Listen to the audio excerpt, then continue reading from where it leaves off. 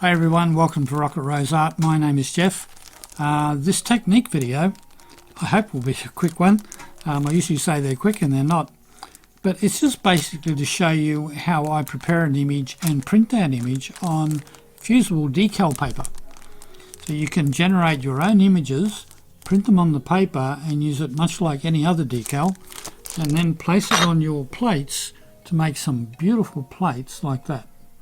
It comes out sepia, and I think they look absolutely amazing. I like that one little there, which I made up with a cat in it. So all that's about is how I prepare images and how I print them on the paper. I'll do bigger and better videos in the future more about using this paper in different projects. So stay tuned if you want to see a few projects using it. When it comes to creating these decals, you need to spend most of your time on preparing the image or selecting your image and then preparing it. If you select good images, there's not much you need to do. But if you've got a fairly busy image, then you may need to spend quite a bit of time preparing it for the decal.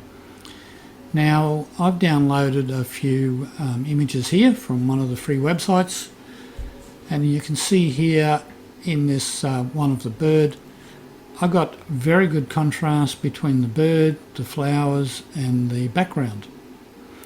And flowers, I should say, so they stand out really well from the background.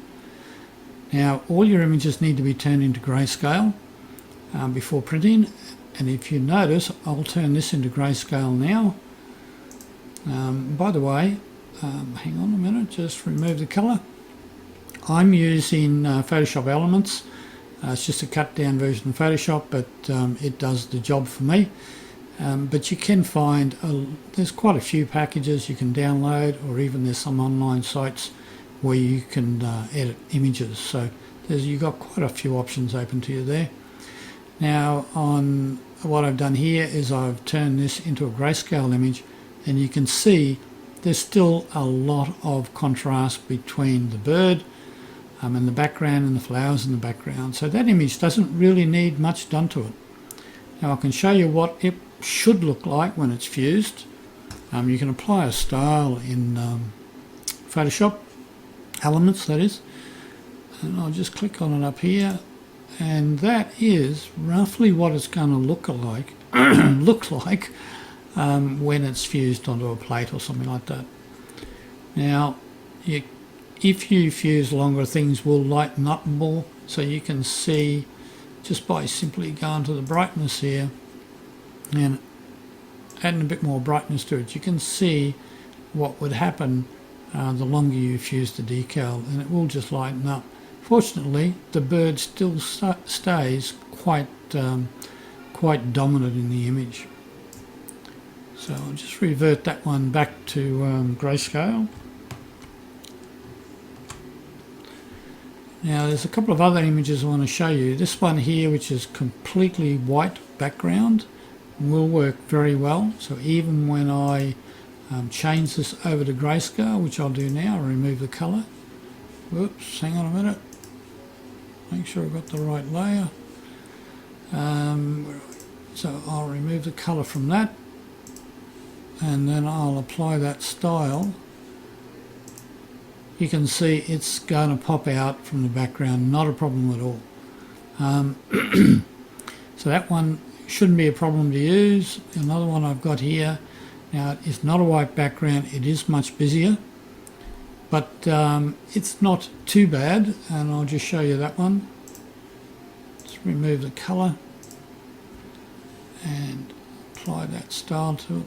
So it's not too bad in that the shed stands out and the other objects in here do stand out, but you do have a very light coloured, sort of should say a sepia coloured background here. So that is fairly dominant. You could play around with this image and try and lighten that up, but honestly the amount of time, well, it depends entirely up to you. But if you've got plenty of time, you could do that. Me, I would just look for another image. It depends on what I'm doing. And the last one here is not a good image at all. So I'll just show you that. Let's remove the colour from that and apply, and you can see, you can still see the components in it, but it really is it just blends into the background. So that's not a great image for this process, unless somewhere or other you've got the skills to pull that horse out of the image and then lighten the background around it so that the horse will pop out a lot better. So that's pretty much, I think, all I've got to say about preparing your image. It's selecting the right image to start off with, and then making sure you've got good contrast between the main components of your image and the background around it.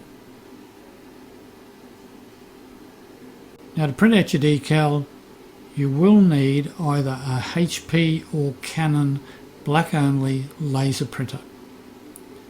Now, some of the new HP printers, even though they're black only, don't have the right sort of toner, so you will need to check on that to work out which model you need. There is a link in the description to a web page on my website that will give you a lot more information about that and help you choose the right model printer.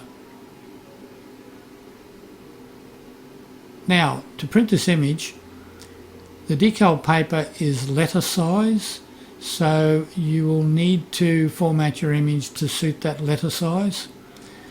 So you may need to consider this when you're designing up your image. It all depends on what you're doing. If you're just doing small images for cabochons or something like that, it's not a big deal. But if you're trying to use the whole sheet of decal paper, then you're going to have to pay attention to the proportions of your image. So to print this, I'm just going to hit printer or hit print. Make sure I've got my laser printer, and I have set my paper to letter size even though I've got A4 in there. And because of proportions of the image, what I did is I chose a custom print size where I've told it to scale the image to suit the paper. Now that will all work. I suggest when you're doing this you trial it on just a normal piece of paper first, because you don't want to waste your decal paper. And one of the things to remember too is that to get this to work as best it can, you want to warm up your printer, and the best way to do that is just simply run through a few sheets of paper. You don't have to print anything on them, just run them through a blank image just to warm up the printer and get those heads warmed up, just so that it will apply the toner much better. I'm not going to do that today, I'm just going to print it straight out. So it's fairly straightforward, just hit the print button.